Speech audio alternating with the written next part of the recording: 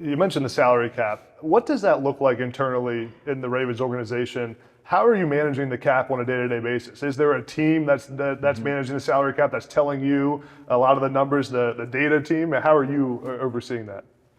Well, we've built out a lot of our systems from where we were, 10, 15 years ago. We started an analytics program in 2012. We brought in a developer, and then we brought another developer, and we developed our own in-house software.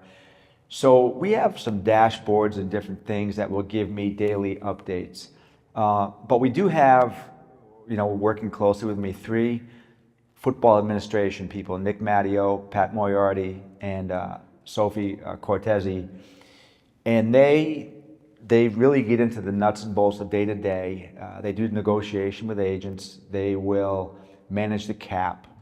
They will work on making sure we're compliant, understanding all the rules and all the various things with the CBA collective bargaining agreement and all those things every single day.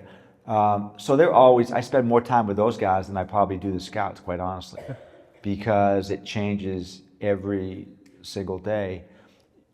Basically, the philosophy that I have, is that we want to spend cash every year. Okay, so you've got the salary cap and then you've got cash spent. Okay, and we were always, historically, the Eagles were the same way, cash over cap. So we're spending more money than the cap every single year through signing bonuses and different things.